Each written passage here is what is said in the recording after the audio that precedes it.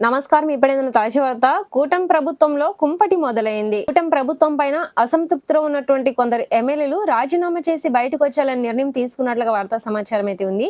So దీనికి సంబంధించినటువంటి video complete గా తెలుసుకోవాలి అనుకున్నట్లయితే వీడియో స్కిప్ చేయకుండా చివరి వరకు చూసి నచ్చితే లైక్ చేసి మన ఛానల్ ని సబ్స్క్రైబ్ చేసుకొని సపోర్ట్ చేస్తుండండి. కూటమి పార్టీలో కుంపటి మరో కొత్త తలనొప్పి. ఏపీలో అధికారంలో ఉన్న తెలుగుదేశం, జనసేన, బీజేపీ కూటమి ప్రభుత్వం ఎంత అధ్వానంగా పనిచేస్తున్నది ఆ పార్టీ నేతలే బహిర్గతం చేస్తున్నారు. రాష్ట్రంలో ఎంత అరాచకం సాగుతున్నది కూడా ఆ పార్టీ ఎమ్మెల్యేలు కొంతమంది ఓపెన్ గా మాట్లాడుతున్నారు.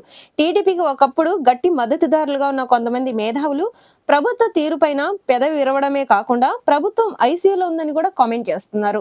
ఒంగోలులో టీడీపీ ఎమ్మెల్యే దామచర్ల జనార్దన్, మాజీ మంత్రి జనసేన నేత బాలినేని శ్రీనివాసులు రెడ్డి మధ్య ఆరోపణల పర్వం. విజయవాడలోని టీడీపీకి చెందిన డైరీ చైర్మన్ చలసాని ఆంజనేయులతో బలవంతపు రాజీనామా చేయించడం తాజా ఉదాహరణలని చెప్పుకోవచ్చు.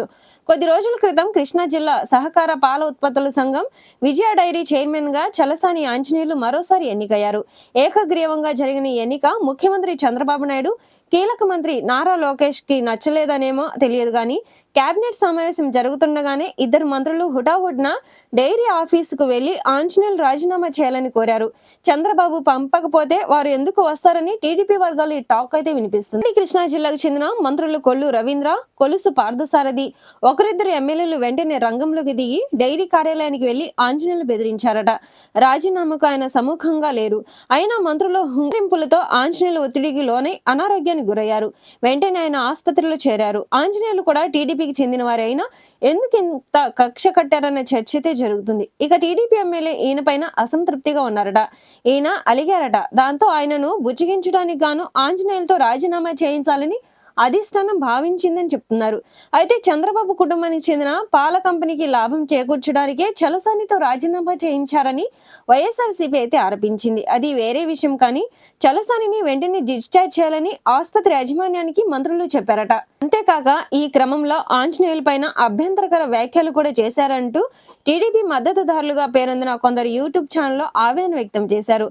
వైఎస్ఆర్సీపీ నుంచి టీడీపీలోకి చేరిన మంత్రి అయిన పార్థసారథి కూడా స్వయంగా ఆసుపత్రికి వెళ్లి బెడ్ పై ఉన్న ఆంజనేయులతో రాజీనామా పత్రాన్ని తీసుకొని ఫోటో దిగడంపై కూడా వారు మండిపడ్డారు. పార్థసారథి తన లాయాలిటీని రుజువు చేసుకోవడానికి కూడా ఎంత తాపత్రయపడ్డారని వీరు అంటున్నారు. అయితే తిరువురు ఎమ్మెల్యే కొలిక్పూడి శ్రీనివాసరావు పార్టీకి వ్యతిరేకంగా ఉన్న ఆరోపణలు చేసినా మరికొందరు ఎమ్మెల్యేలు ఇష్టరీతిని వ్యవహరిస్తున్నా వారిపై ఎందుకు చర్య తీసుకోవడం లేదని టీడీపీ మద్దతుదారులు ప్రశ్నిస్తున్నారు. ఈ సందర్భంగా ఒక ఘట్టం గుర్తుకు వస్తుంది. 1995లో పార్టీని చంద్రబాబు కైవసం చేసుకున్న సందర్భంలో ఆనాటి ముఖ్యమంత్రి ఎన్టీ రామారావు అనారోగ్యానికి గురయ్యారు. అప్పటి గవర్నర్ కృష్ణకాంత్ ఆసుపత్రికి వెళ్లి ఎన్టీఆర్ నుంచి రాజీనామా పత్రం తీసుకున్నారని చెప్తారు. సరిగ్గా ఇదే రీతిలో టీడీపీ నాయకత్వం ఇప్పుడు వ్యవహరించిందన్నమాట.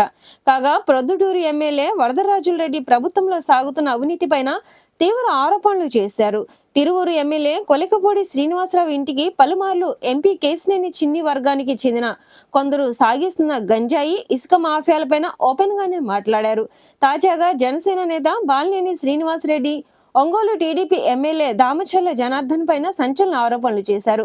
మద్యం, ఇసుక, గ్రావెల్ మాఫియాల్లో దామచర్లకు వాటాలు ఉన్నాయని, రేషన్ బియ్యం మాఫియా నుంచి నెలకు 25 లక్షలు వసూలు చేస్తున్నారని, పోలీస్ స్టేషన్ అడ్డాగానే దందాలు సాగిస్తున్నారని కూడా బాలినేని అన్నారు.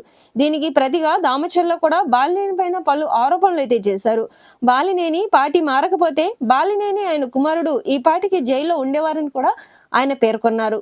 ఈ విషయాలు చూస్తే ఏం అర్థమవుతుంది? ప్రభుత్వంలోనూ అలాగే అధికార కూటమి ఎమ్మెల్యేలు చేసిన అరాచకాలకు అడ్డు ఆపు లేకుండా పోయిందనే కదా.